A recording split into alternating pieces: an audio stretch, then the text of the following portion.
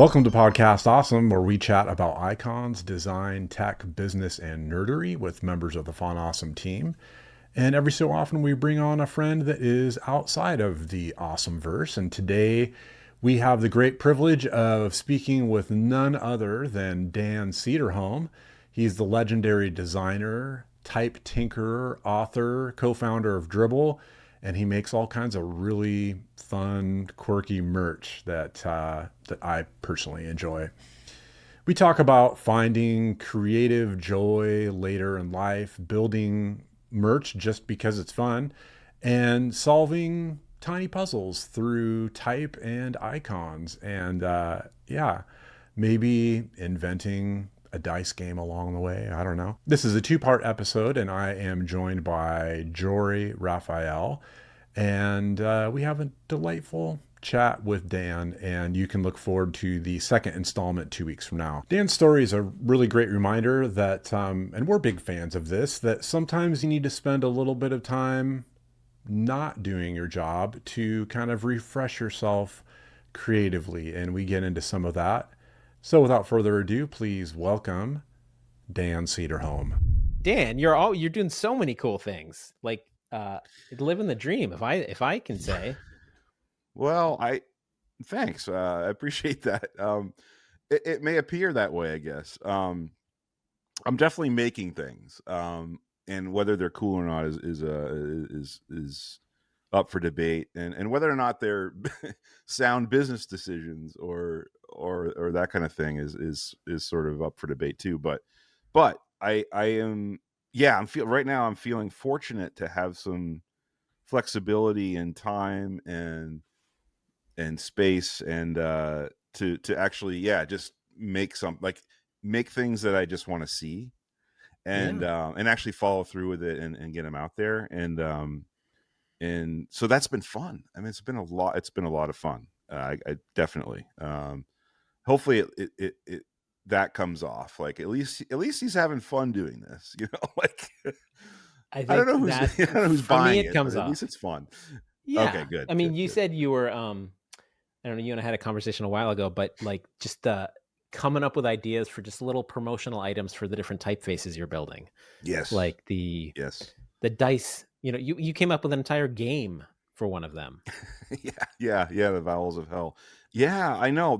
See that, and it's funny because I feel like at 51, I've finally found like what I want to do. It's kind of weird. There's hope for me. Thank you, Dan. Yes, there's hope for if anyone's younger than that. Don't worry, you can hit it at some point.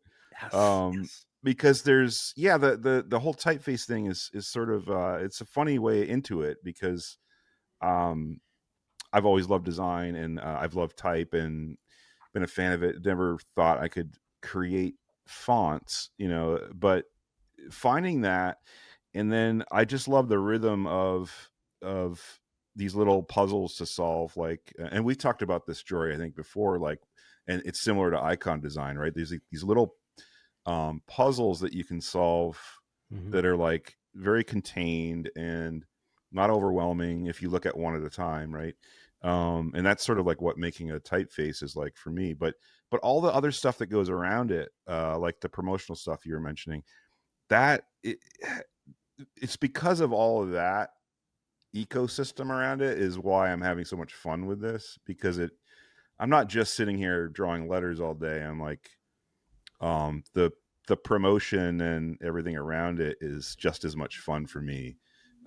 Thinking about creating products like stupid shirts and stickers and dice and whatever else I can come up with around the theme of this typeface. It kind of like, they're like little mini launches every quarter or whatever. And that kind of cadence is really, I'm really liking that cadence right now at this point in my life. We have a kind of a, I don't know if this is kind of a core belief at Fun Awesome, but something Dave, our CEO, says constantly to us and tries to hammer it in, but the idea of spend the right amount of time not doing your job. And he says it over, which is a funny thing for our CEO to say, but I think at its core, it's like, we have this we have a product, we have these icons, we've now expanded into some other things, but that's the core of the business. And if you don't take a little bit of time, like exploring other things or trying new crazy ideas, like it's going to get boring and it's going to get stale. And a lot of times those ideas can loop back around and become something pretty cool. I think I actually even write this podcast in some ways, Matt, like just we're doing this now. And it was just on a whim. Yep. And it makes me think about how brands, it all works together. Because Dan, like you make these like silly shirts. You have like your University of College shirt that you're wearing, and that just automatically connected to me when I was looking at the merch that you had on your site. And it's like, it's related to fonts. Obviously it's a funny, and I'm assuming you just did it just for the sheer joy of it. I think in your newsletter, you said you were, your kid was starting to put applications out there for college and sort of the next life phase. I'm like, oh, this idea occurred to you. And it just, when you see that stuff, you go, oh yeah, Dan, the font guy. Oh, his fonts are awesome, man. That guy's so funny, and it all just like works. And I love, like Jory, kind of going on what you said, there's also encouragement of, if you have merch ideas and you want to create a physical object, we have like full reign to, within reason, like go and create it, like go do it, and I love that. That's huge. I mean, that makes so much sense to me, obviously, as a business expense.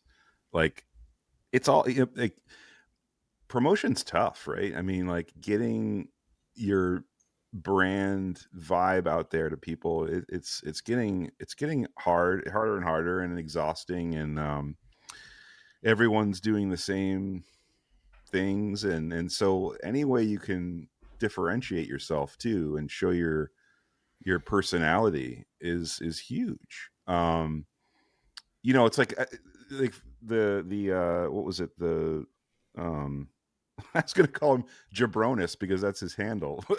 Noah. Noah. Jeez, it's so funny because when you only interact with people online, mostly online, it's hard to remember people's real names.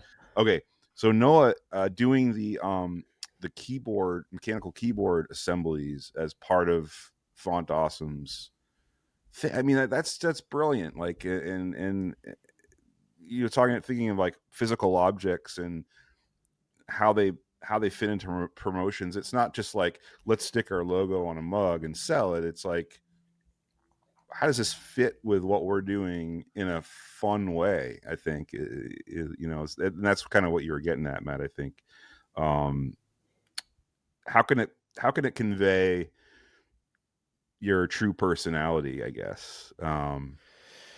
There's also an intangible nature to it, right? Like you don't, I think we can probably objectively say that our keyboard set that we made, like, it's not, we did it for fun. We spent way too much time on it.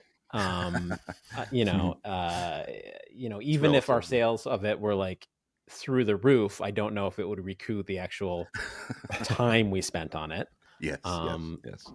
Stressing over yellows for the keycaps and, various things like that. But it was fun. It, at one level, it kind of allowed some members of the team to like deep dive into an area.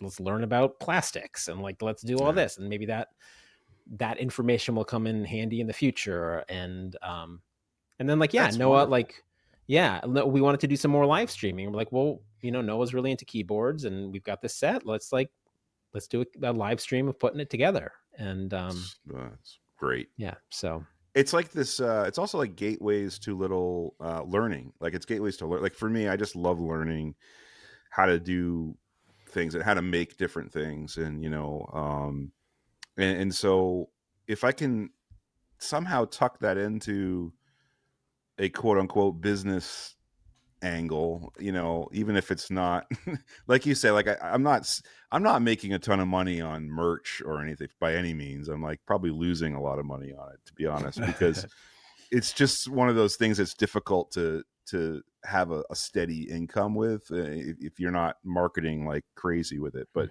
But that's not really the point, and I think that's what you were getting at with the keyboards too. Like, the point is you are learning something new. You're learning about something different that you might not be doing day to day.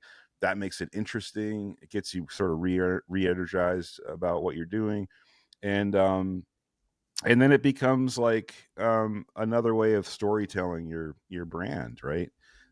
That's also like it's also genuine. Um, Yeah. you can tell that Noah's passionate about the keyboard stuff, which is so cool. I you know that's what I think. I like as I get older, I'm like, I love finding people that are just really passionate about these very specific things, Mm-hmm. and because it gets me excited about it, and then I don't have the attention span to actually focus on one of those things, but I can. I just love trying new things and learning them.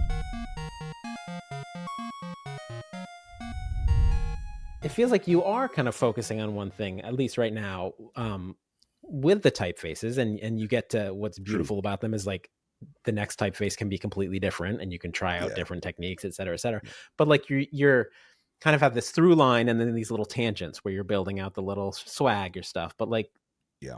there's an anchor to the typefaces, and I'm super curious. Yeah. I haven't talked to you a ton about this, but like, what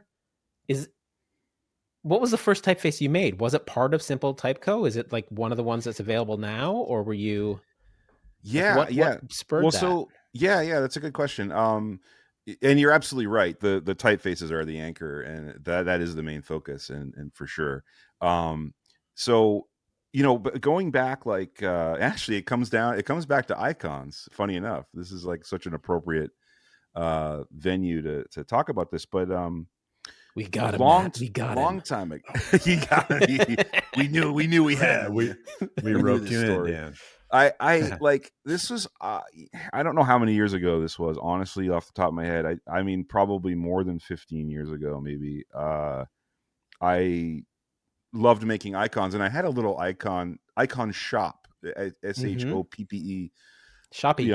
Shoppy, yeah, icon Shoppy. And this was back in the bitmap days.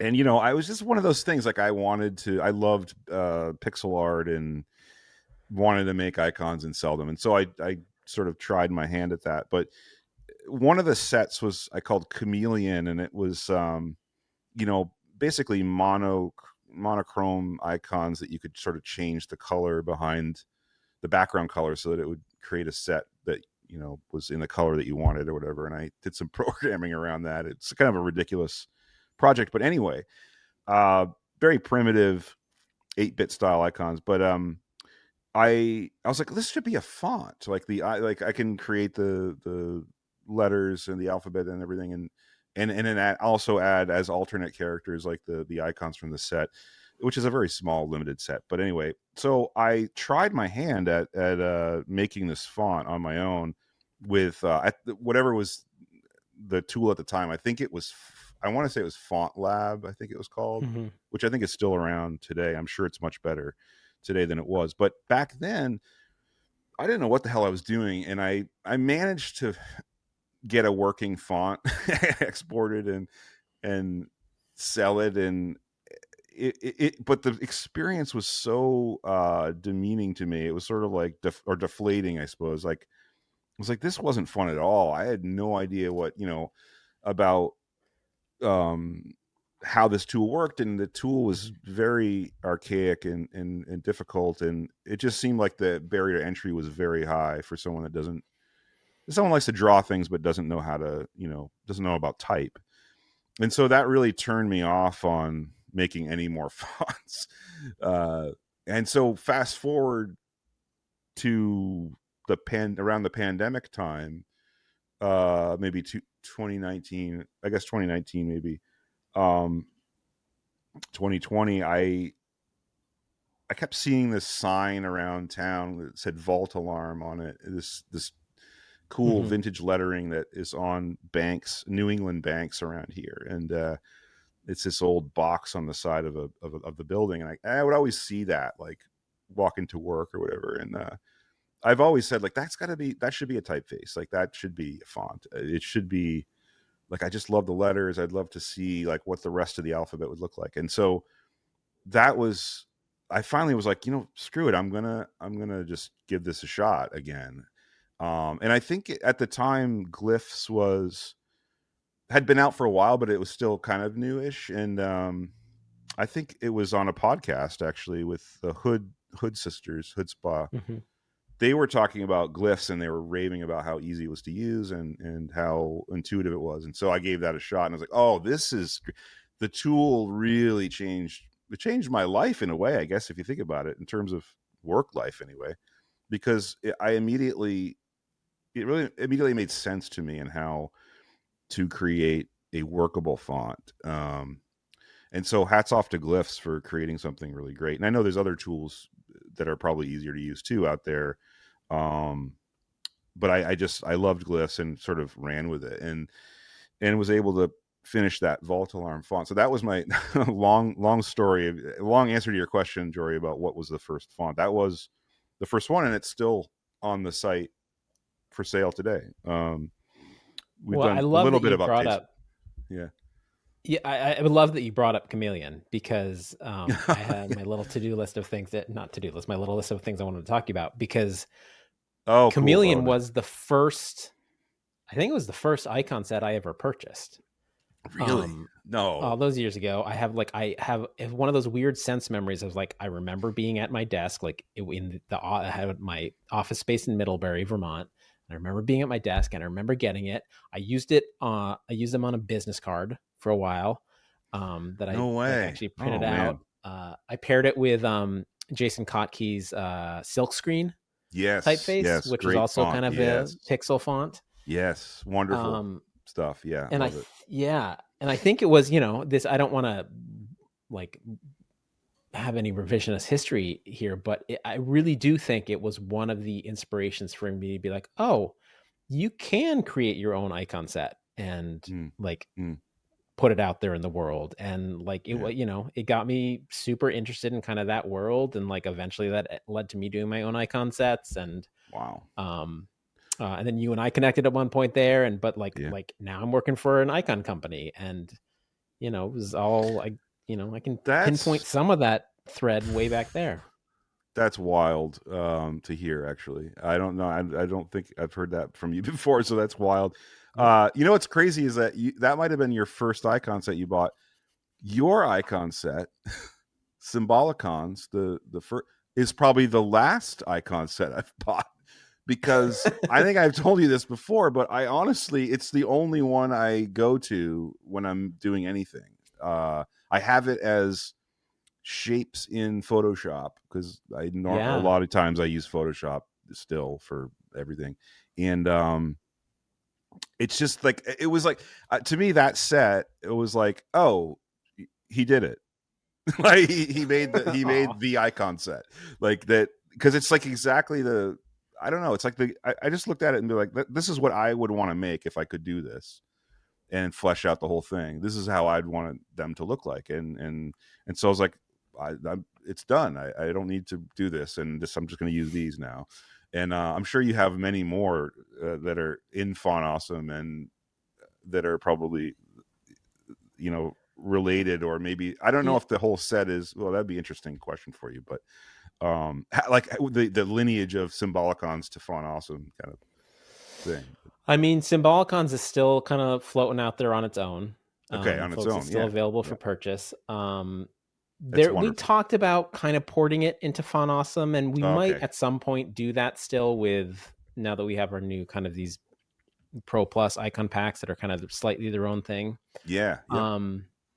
But if anything, it became just a stepping stone to getting better at icon design. And so like, even if something in Font Awesome today shares some visual similarities with what was in Symbolicons, it's more intentional, more, there's a lot of accidental stuff in those early days of teaching myself how to design icon sets. And like, oh, okay. I love that though. I love the, I mean, this is what I love about type design too, the imperfectness and being okay with things being not perfect, and having that human quality to it. Not that Symbolicons is imperfect at all, but I just mean like, I think that embracing that can potentially inspire someone to be like, oh, it's not going to be perfect, but I can do this too. I can create a typeface that's not perfect, and maybe lean into that. Maybe that's why it's different. And same with icons. And well, if it's not, if you create something perfect from the get-go, like what you're not going to learn from it. Dan, I could go back to, and I'm sure you could do the same with your typefaces, but I could go back to almost every single icon I've ever created and be like, I can make this better. Yeah. Like, there's just, absolutely, you have to be okay. You have to be okay with being like, it's good enough, or totally. You have to let go at some point. And because otherwise nothing would get done. And, no, you're right. And I think the problem is the older you get, the more work you have behind you to look back at and be like, oh God, that was, I can't believe that.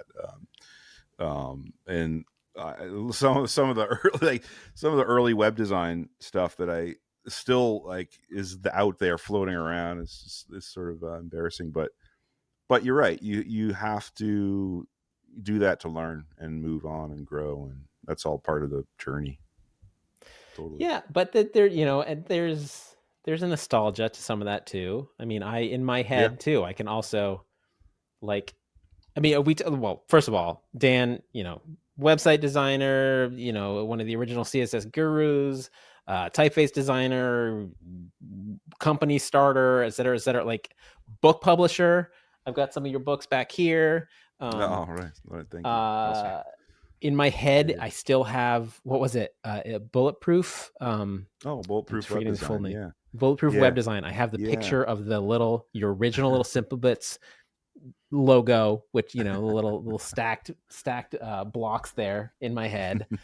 So cool. It's amazing. The body of work is both I don't know if it's a burden, but it's also something upon which you sit that can bring you to higher levels. Yeah, no, it's a horrible metaphor, but no, I hear you though. And I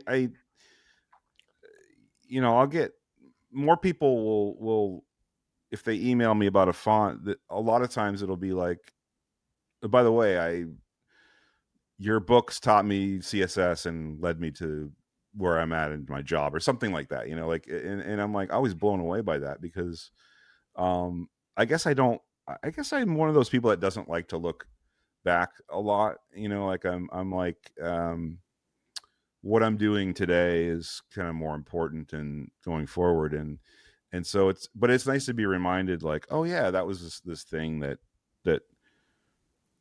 I've completed and I was able to complete, and people appreciated it. And that means a ton. And it's all it's part of the journey, and part of like not being afraid to put yourself out there. And anything I've done, like the books and or companies, or even client work, or everything is like, I didn't know what the hell I was doing, and I had no training in any of this stuff. And so I'm glad that and I get hung up on a lot of things, but I didn't get hung up on enough of them to not put myself out there creatively, I guess, is what I'm thankful for, because I've got big time imposter syndrome, but I guess it wasn't extreme enough to prevent me from trying to do all these things, and not all of them are successes. Like some of them fail, like, and that's fine. And that's part of the fun too, honestly. I remember there was this is a long time ago, like Kuda Partners. If you remember, like Jim Kudal, big influence on me, big inspiration to me, or earlier in my career. But and now they're running Field Notes, which I think they've kind of shifted all their attention onto, rightfully so. But he talked about how in the earlier days of Kuda Partners, they were kind of similar in that they would do different things. They'd make little films, they'd make products, they'd do logos, they would do client work. And that was sort of like, that's kind of like what I wanted to do, is like all these different things, not just one thing. And he would always say, yeah, we don't know what we're going to do next. He's like, we can't wait for the next failure or something like that. I'm botching the quote, but it was like, wait till you see what we do next. It's probably going to be horrible. And we can't wait for that, because it's going to blow up and burn up. And we're going to know that, well, we tried that, and now we can move on to the next thing that's going to be awesome.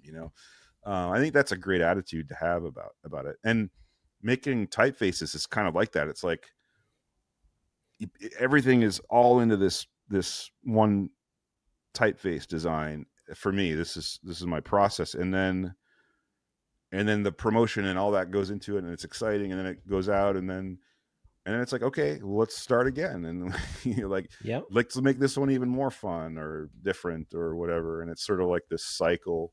And I'm sure the same could be said with icons, right? Icon sets and styles, or even just a single icon, right? It's like, all right, what's a different take on, like,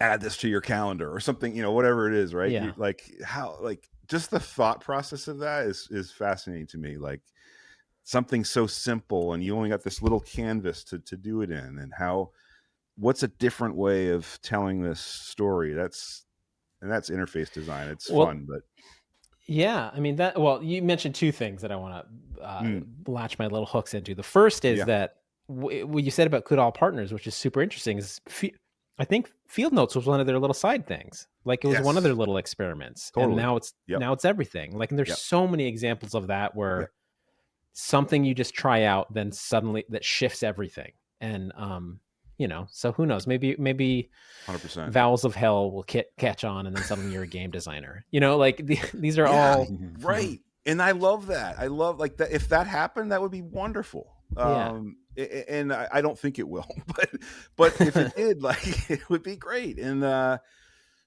although someone did message me and said, can you make a version that says Vowels of Heck? Because, like, well, I don't know. There you go. And then I thought, God, I didn't even think of that. I mean, I'm just kind of loosey goosey with words, and I didn't think that would be offensive to some people. But anyway, that's a tangent. But to get back to, I would love that. And that's kind of how a lot of things, like Dribble, for instance, that was a whole accidental thing. And so, and like you said, Field Notes was definitely a side project for Kuda and Draplin. And then and now it's like a large company that's, everyone has their notebooks. So you're right. I love that sort of accidental, like, throw stuff at the wall, see what sticks kind of, entrepreneurialism.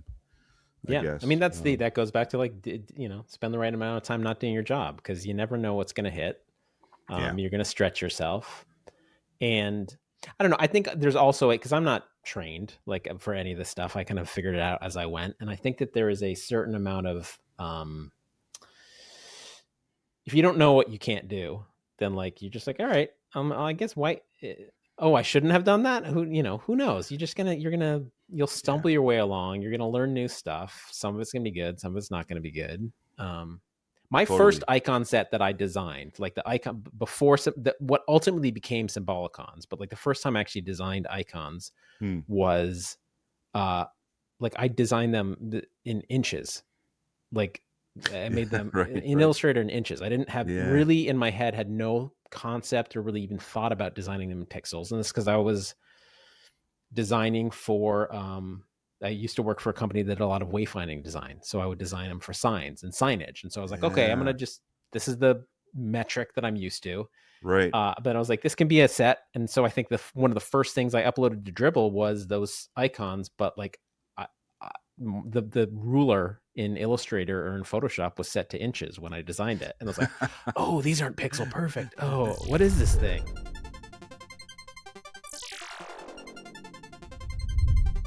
Just listening to you guys riff, like, I'm making all these connections to sort of my own creation over the years. I have in a previous life, I was in a band and was touring around and stuff. I was just talking to Don Clark from Invisible Creature. He's a buddy from back in those Yeah. days. Oh, nice. Yeah, I love their work. Yeah. Yeah.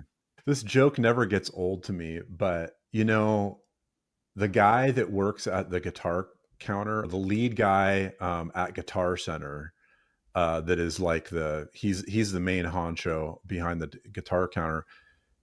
You never want to go to that guy's show because he knows too much. He knows how to shred all of the scales. He like Oh, musicianship yeah, yeah, wise is a yeah. total virtuoso, Yep. but like his band is horrible.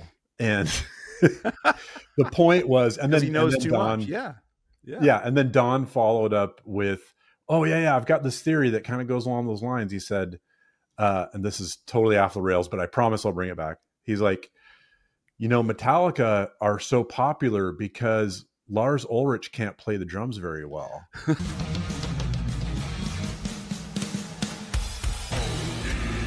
You know, and then we laughed. And the whole point was like, when you have built-in constraints to what it is that you do, you can create something really interesting and human that somebody who is super knowledgeable and maybe has a theory behind everything that they do, Yeah.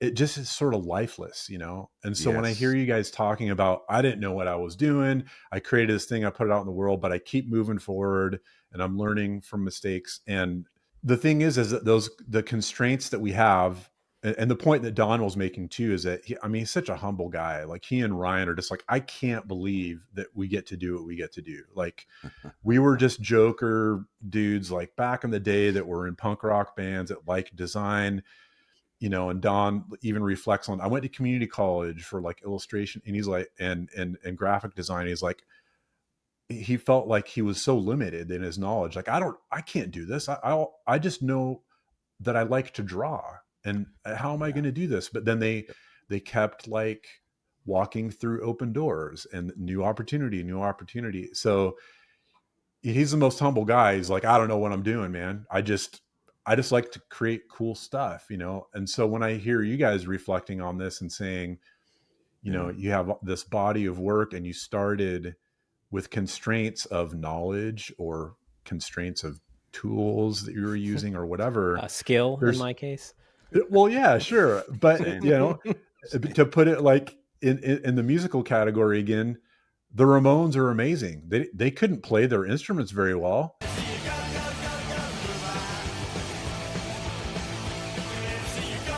But like they created something in their own little sandbox that totally resonates, you know? Totally. Yeah. And so I think about, you know, creators that sort of, they don't even have to understand that, but somebody who's willing to continue to keep working, even though they may have certain constraints, they can create amazing stuff. And the constraints are probably a really important part of that process, I would think. Oh yeah, 100%. That resonates deeply with me.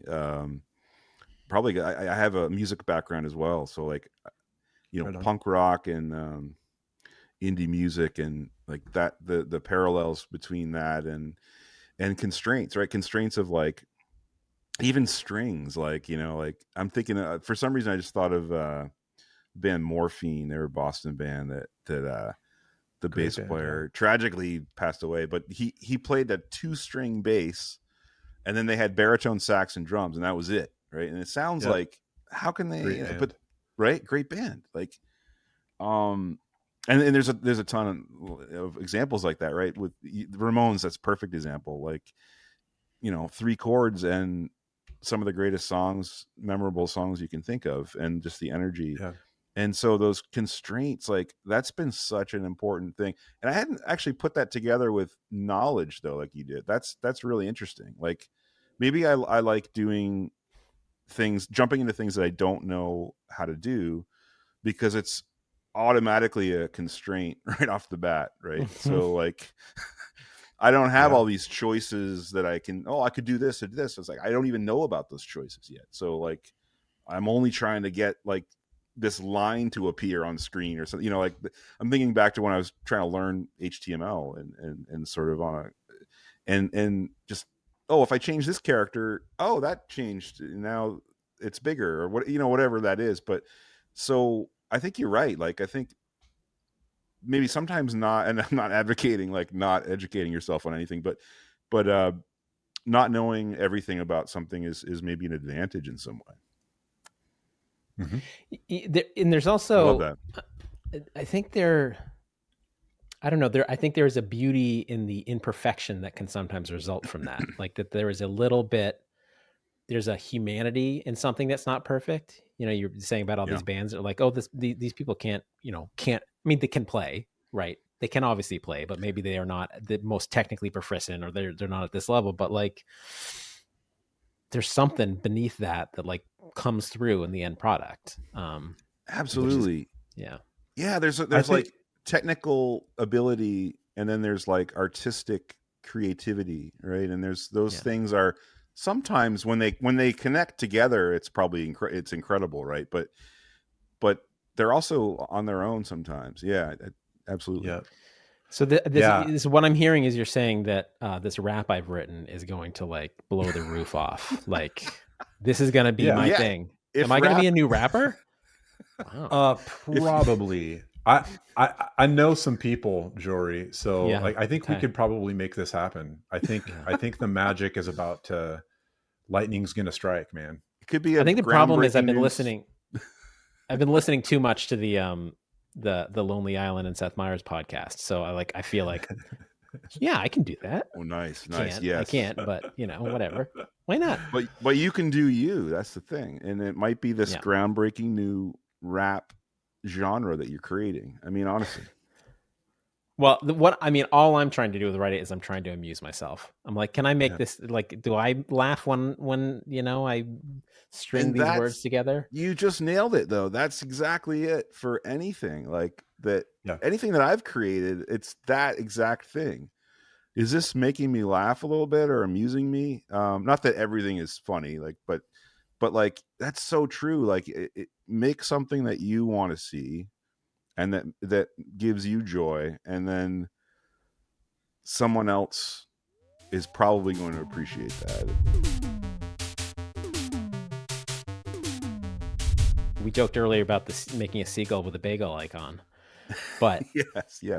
We have a bunch of icons like that. We talk about those icons a lot. We talk about our dumpster fire icon. We talk about the poop storm icon. We talk about these ones that, like, there's no reason for these icons to actually exist. We made them because we were doing something else and we thought it was funny, and we just did it. And like, that's so much more fun than talking about our home icon, the little house. I'm not going to do a podcast about a house icon, but I think we've had podcasts about, dumpster fire and stuff like that. Yeah. Yeah. We've had entire series on the ridiculous icons. I'm like, this is, we did one on the mullet icon, dumpster fire icon. What were some of the other ones? Yeah.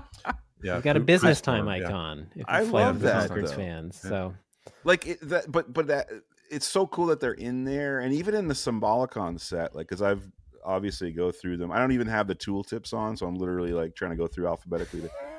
But you have, I don't make anything easy for myself, by the way. But there's still using Photoshop. Yeah, I'm still using Photoshop. I'm hunting with my eyes. I don't even make the icons bigger. Yeah. But there's one you have. It's like a zombie hand coming out of the ground. I think. Yeah. And which is amazing that you were able to encapsulate that into like a tiny little grid like that.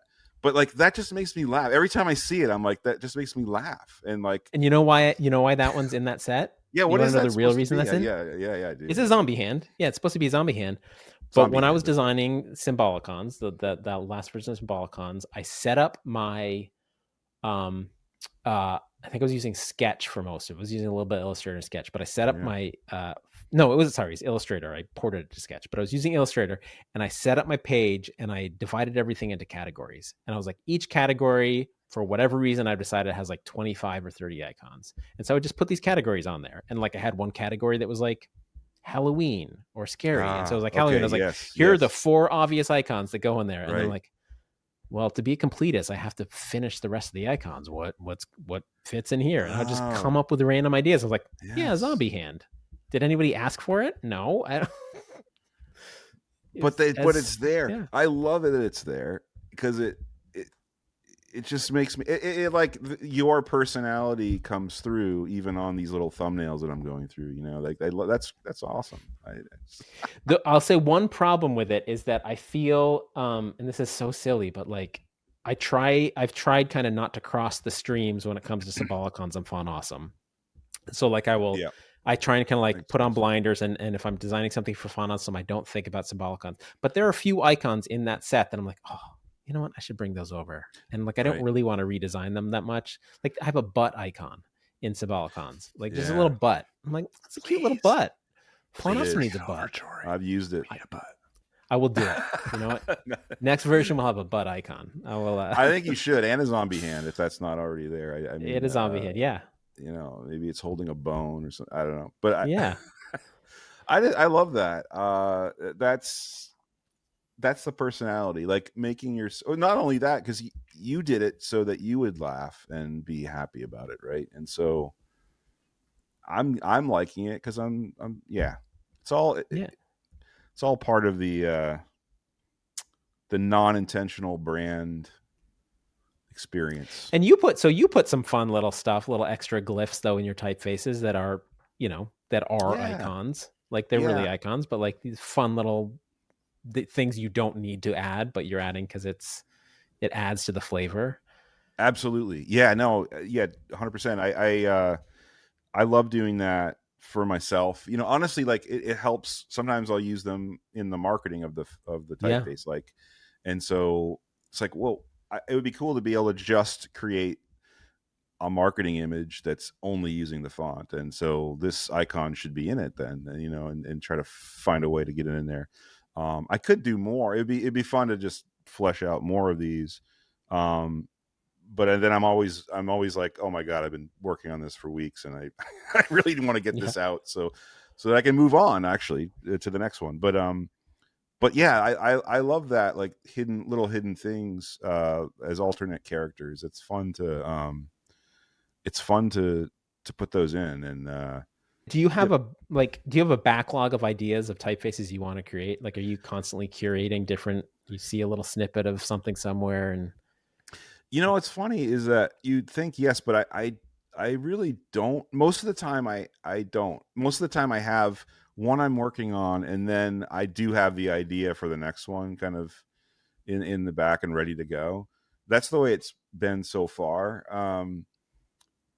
And again, I think it's that constraint thing. It's like if I think too much ahead, I'm going to get overwhelmed and be like, I've got all this, I got to get through this to do this. And so I've kind of been like one